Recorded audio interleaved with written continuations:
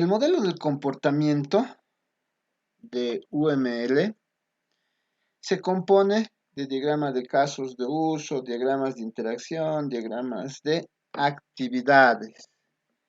El diagrama de casos de uso, que es el primero que vamos a ver, que está muy relacionado con el RUP, porque el RUP está dirigido por los casos de uso, centrado en la arquitectura, que tiene que ver con el diagrama de clases que ya hemos visto.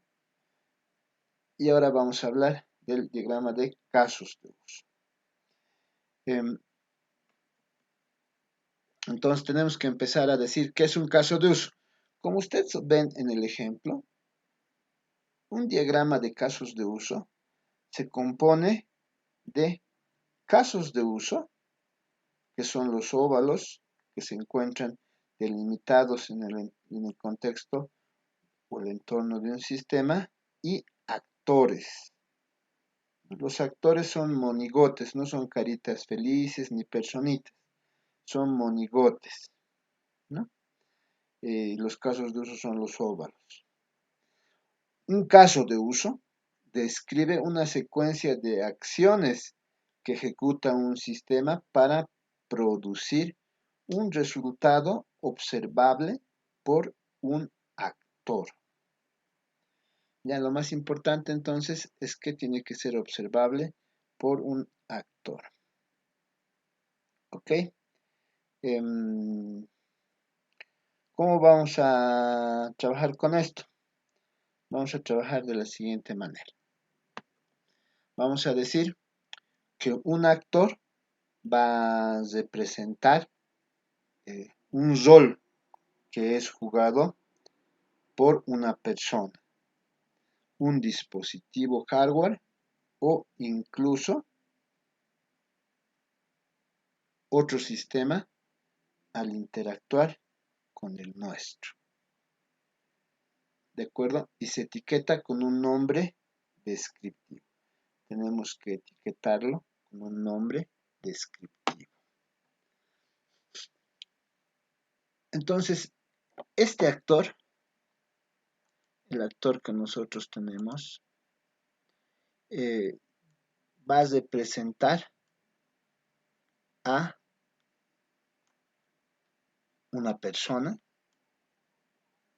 va a representar a un dispositivo hardware o va a representar a otro sistema. ¿Sí? Y se tiene que etiquetar con un nombre que sea descriptivo. Descriptivo. Ok. Ahora bien, un actor se relaciona con un caso de uso a través de asociaciones. A través de asociaciones. Entonces, estas líneas de aquí son asociación, son la relación de asociación. En alguna versión de UML hemos dicho que aquí puede tener una flecha, pero es mejor no, ¿no es cierto? Ok.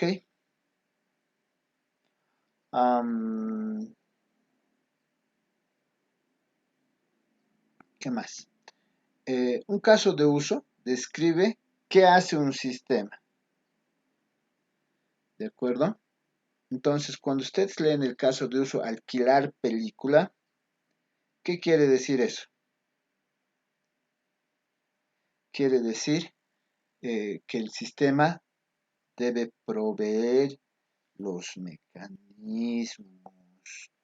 eh, los elementos, etcétera, para los cuales se va a producir el alquiler de la película.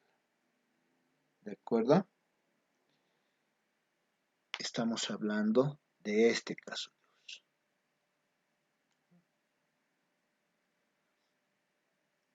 Pero observen que no nos dice, no se especifica cómo va a ser eso. Simplemente el sistema nos va a decir de alguna manera que se va, que se va a alquilar la película, ¿no?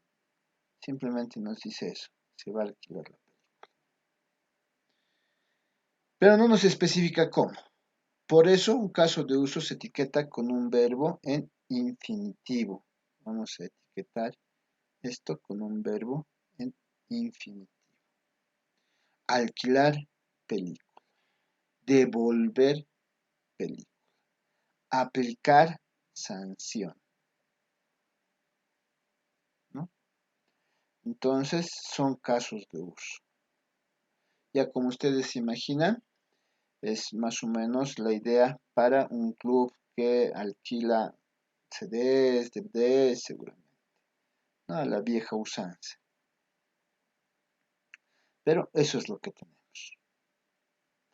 ¿Ok? Ahora bien, los actores pueden organizarse a través de relaciones de generalización. Hemos visto que un caso de uso se relaciona con un actor a través de una asociación. Pero también los actores se pueden relacionar entre sí, ¿no? Los actores se relacionan entre sí a través simplemente de generalizaciones. Estamos hablando de herencia. Herencia. ¿Por qué? Porque como son personas, dispositivos, hardware u otros sistemas, podemos decir que pueden heredar atributos u operaciones. Atributos u operaciones. ¿De acuerdo? Entonces, es algo que podemos tener en cuenta. ¿Qué más? Además, podemos decir también, los casos de uso pueden organizarse a través de relaciones de inclusión y extensión. Estas relaciones de inclusión y extensión son relaciones de dependencia. Una inclusión es una relación de dependencia que tiene el estereotipo include. Una extensión es una relación de dependencia que tiene el estereotipo extend. Una extensión es una relación de dependencia que tiene el estereotipo extend. ¿Ok? Veamos los ejemplos. Por ejemplo, a la derecha ustedes tienen contable y cajero. Contable y cajero. Contable y cajero. Son un tipo de supervisor de saldo.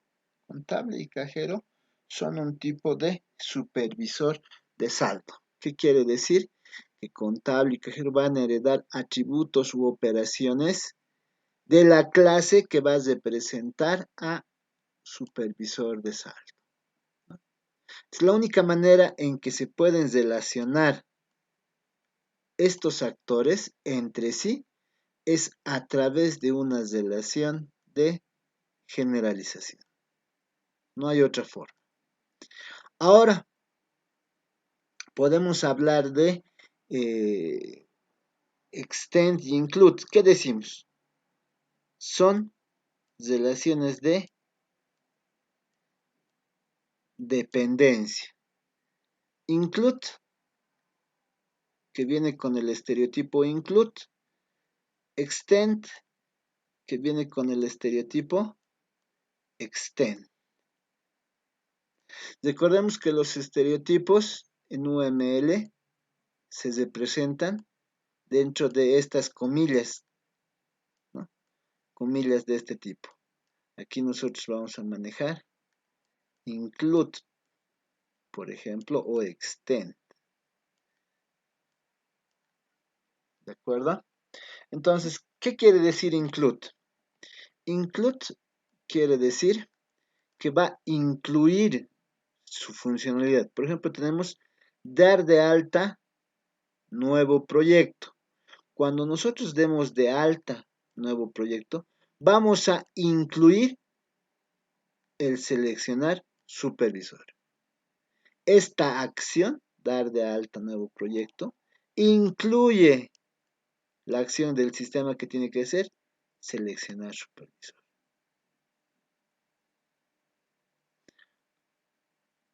Cuando nosotros utilizamos extend, decimos un caso de uso extiende su aplicación a otro. Dar de alta grupo de trabajo extiende su participación a la acción dar de alta nuevo proyecto. Dar de alta nuevo proyecto. Para eso se utiliza. Entonces, nosotros en un diagrama de casos de uso, como ven, solamente reconocemos tres relaciones. Entre actores, que es una relación de generalización o herencia.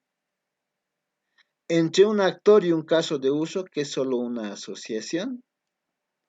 Y entre casos de uso solo pueden ser dependencias. Solamente pueden ser dependencias. Y estas dependencias estereotipadas con include cuando se incluye una acción o extend cuando se extiende, se amplía una acción a otra. ¿Por qué hablamos de acciones? Porque los casos de uso se han etiquetado como verbos en infinitivo. Entonces, eso es lo que hacemos.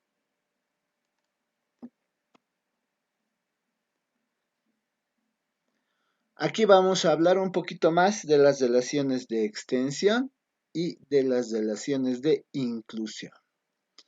Una relación de extensión significa que un caso de uso incorpora implícitamente el comportamiento de otro caso de uso. Se usa para modelar comportamientos opcionales y subflujos. Se representa como una dependencia estereotipada por extend. Entonces ustedes ven, ¿qué quiere decir? Update inventory, actualizar inventario, ¿no? Extiende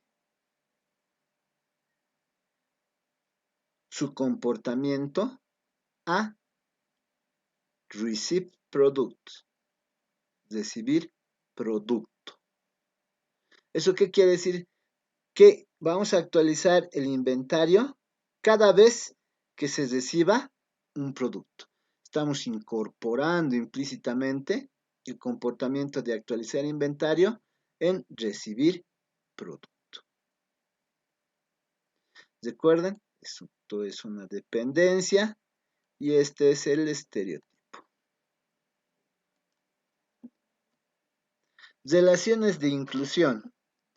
Una relación de inclusión significa que un caso de uso incorpora explícitamente el comportamiento de otro caso de uso. Se usa para modelar comportamientos que se usan repetidamente o repetidas veces y algunas formas de delegación. Se representa como una dependencia estereotipada por include. Por ejemplo, localizar producto incorpora, incluye, actualizar, inventario. Localizar producto, incorpora, incluye, actualizar, inventario. Es algo que ocurre por defecto. Es algo que ocurre por defecto. ¿Ya? Entonces, como ustedes ya ven, incorporar explícitamente, implícitamente el comportamiento de otro. Aquí yo podría haber hecho recibir producto. Podría haber dicho de manera explícita, que incluya, aquí podríamos decir, include que incluya el comportamiento de actualizar, update, inventario. ¿Sí? Aquí lo está haciendo de manera implícita, ¿no? De manera implícita, cuando yo recibo el producto voy a actualizar el inventario. Aquí lo voy a hacer de manera explícita. Cada vez que yo reciba un producto voy a actualizar el inventario. Y de la misma manera, cuando yo utilizo include, el sentido aquí cambia. Yo voy a decir actualizar inventario, va a extender su comportamiento,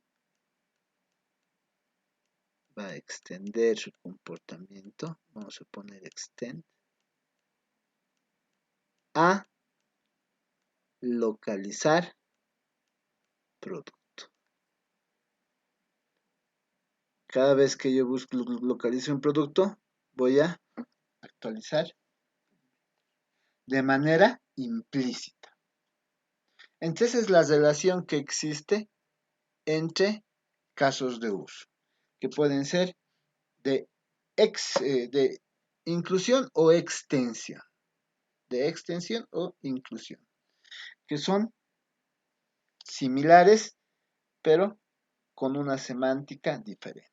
Cuando digo include, es explícito. Cuando digo extend, es implícito. Implícitamente voy a incorporar algún comportamiento. Explícitamente voy a incorporar un comportamiento. A eso se refiere. ¿Alguna pregunta? Preguntas.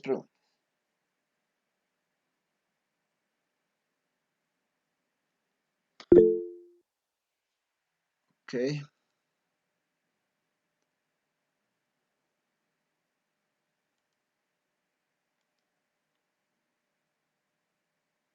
Muy bien, vamos entonces, avancemos un poco más adelante. Escenarios y flujos de eventos. Un escenario es una instancia de un caso de uso, así como un objeto era una instancia de una clase. Este va a representar secuencias, donde cada secuencia va a representar un posible flujo de eventos. Y los flujos de eventos pueden ser principales o excepcionales.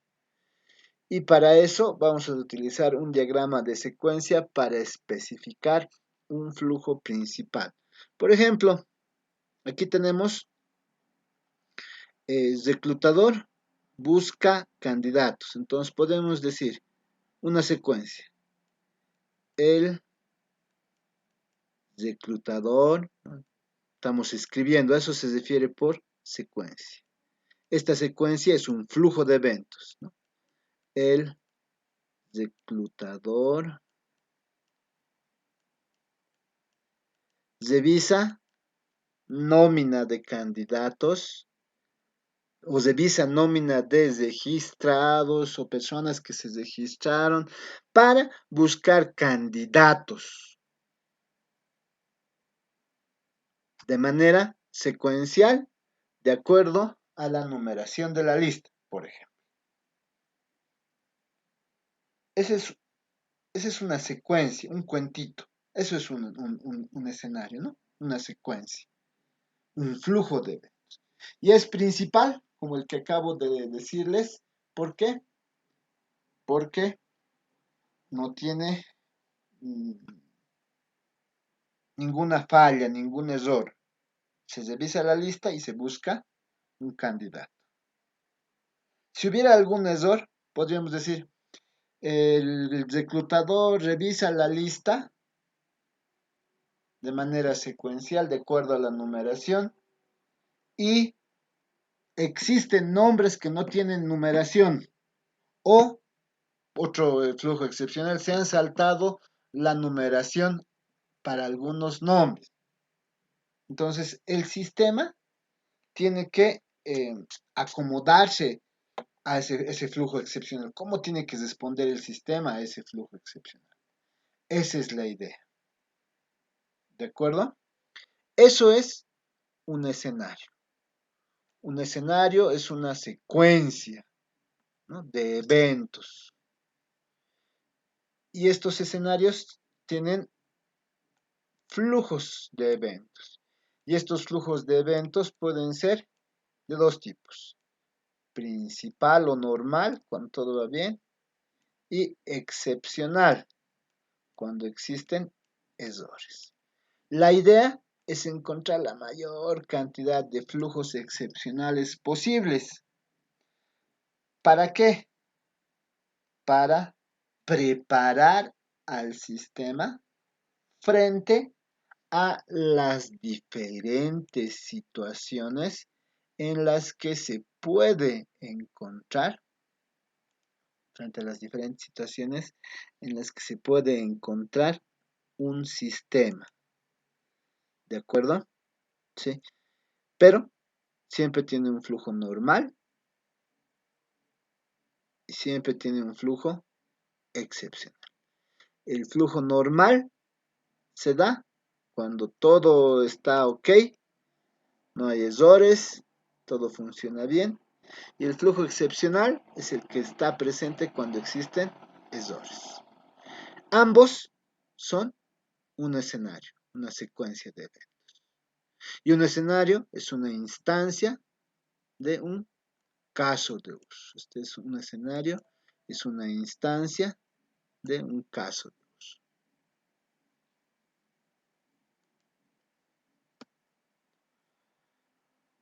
Hablemos ahora de los diagramas de interacción. Los diagramas de interacción pueden ser de dos tipos: de secuencia y de colaboración. Los diagramas de interacción, como vamos a ver, pueden ser de dos tipos: de secuencia y de colaboración. ¿De acuerdo? Las interacciones se utilizarán para modelar los aspectos dinámicos de las colaboraciones. Ok, aquí vamos a conversar por lo siguiente.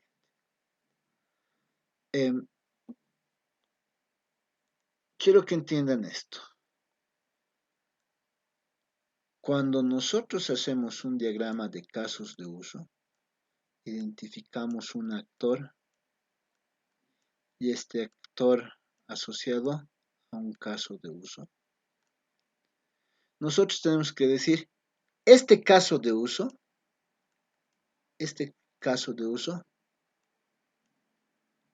¿cómo se representa? Se representa a través de una colaboración. Una colaboración es como un caso de uso, pero con líneas segmentadas. ¿Y esta colaboración qué es? Esta colaboración no es nada más que un conjunto de clases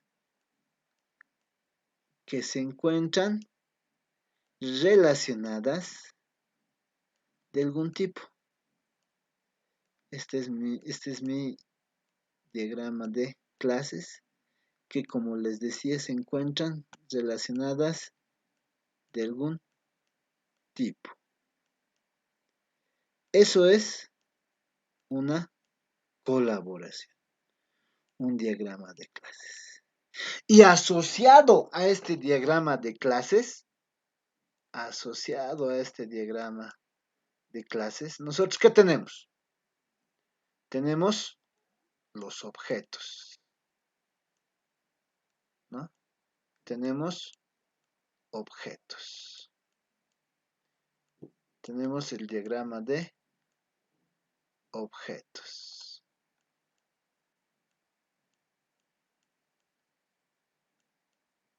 Eso tenemos. Y a partir de este diagrama de objetos, que representa la interacción de un caso de uso con un actor, como ustedes han visto, es que van a aparecer los diagramas de interacción, tanto los de secuencia como los de colaboración. Siempre a partir de esta colaboración. Si ustedes leen en el contexto de UML colaboración, ¿a qué se refiere la colaboración? A este diagrama. Esta es una colaboración. Pero ¿cuál es su significado? ¿Qué es una colaboración? Una colaboración no es nada más que un conjunto de clases relacionadas, un diagrama de clases. Y el diagrama de clases, ¿cómo se puede representar en un momento determinado? Como un diagrama de objetos. Este es un caso de uso. Esta es una colaboración. Colaboración. Esto es un diagrama de clases. Es un diagrama de clases. Y esto es un diagrama de objetos. Es justamente a partir de este diagrama de objetos y obviamente este caso de uso de donde viene es que vamos a hallar los diagramas de interacción. Por eso dice que las interacciones se utilizan para modelar los aspectos dinámicos de las colaboraciones, que representan sociedades de objetos que juegan roles específicos y colaboran entre sí para llevar a cabo un comportamiento mayor que la suma de los comportamientos de sus elementos, ¿no?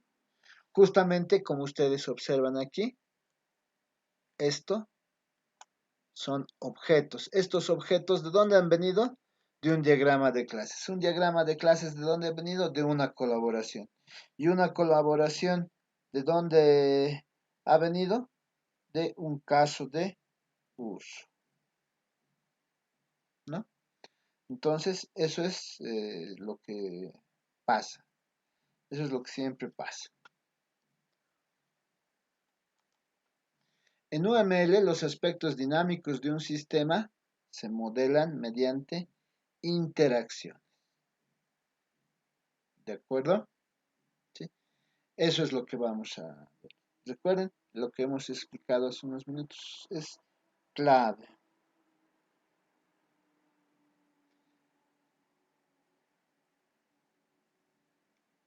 Las interacciones se usan para modelar el flujo del control dentro de una operación, una clase, un componente, un caso de uso o el propio sistema. ¿Eso qué quiere decir? Que nosotros vamos a utilizar las interacciones para modelar el flujo del control dentro de una operación. Podemos modelar dentro de una operación. Podemos hacerlo dentro de una clase, dentro de un componente, dentro de un caso de uso, que es lo que vamos a utilizar, o desde el propio sistema. Depende desde donde ustedes quieran modelar. ¿De acuerdo? Eso también es grave. O sea, es muy importante. Es grave, hay que tenerlo muy en cuenta porque se puede utilizar para todo. En este caso nosotros estamos diciendo que lo vamos a utilizar para principalmente casos de uso, para las colaboraciones. ¿Qué más? Una interacción es un comportamiento que comprende un conjunto de mensajes. ¿Eso qué quiere decir? Que entre objetos, entre estos objetos, se envían mensajes. Se envían mensajes. Intercambiados entre un conjunto de objetos dentro de un contexto para lograr un propósito. Nosotros estamos enviando mensajes. Enseguida o más adelante vamos a ver qué pueden ser estos mensajes. ¿De acuerdo?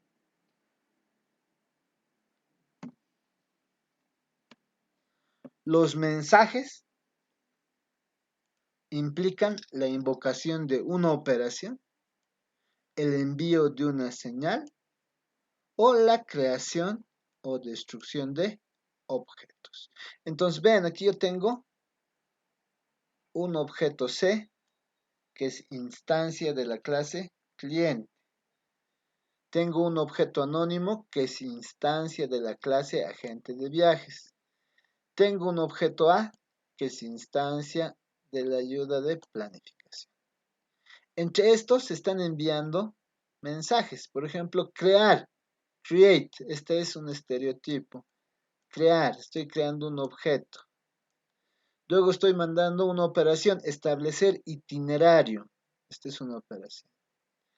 Calcular ruta es una operación. Le envío la ruta. Esta es una señal, la ruta.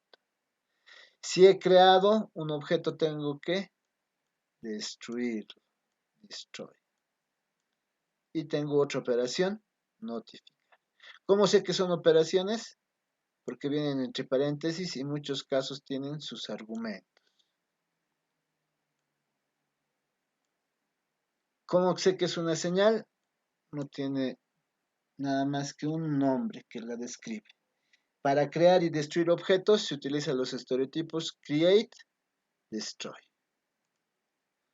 Una interacción es un comportamiento que comprende un conjunto de mensajes intercambiados entre un conjunto de objetos dentro de un contexto para lograr un propósito. Ahí está, los mensajes intercambiados entre un conjunto de objetos en un determinado contexto para lograr un propósito. Las acciones que realiza un mensaje, estos mensajes que hemos dicho que pueden ser operaciones, señales, crear o destruir objetos, pueden ser una llamada. La llamada a una operación, invoca una operación sobre un objeto. Un objeto puede enviarse un mensaje a sí mismo, lo que resulta en la invocación local de una operación, como esta. Calcular ruta es la invocación local de una operación. En cambio, es la llamada a establecer itinerario o notificar. Retorno, devuelve un valor al invocador. Este es un retorno, pero también es un envío, es una señal al objeto. Root. La creación, create, crea un objeto. La destrucción, destruye un objeto. También un objeto puede autodestruirse, ¿no? Que más o menos es el principio de la asignación dinámica de memoria que tiene Java. Java, como maneja asignación dinámica de memoria, cuando nosotros creamos un objeto, no es necesario que textualmente nosotros lo destruyamos, sino que automáticamente Java, el objeto sabe que tiene que autodestruirse para liberar espacio. Hasta aquí, ¿alguna pregunta, alguna consulta, alguna inquietud? ¿Consultas? Todo claro, licenciado. Muy bien, entonces vamos a detener la grabación.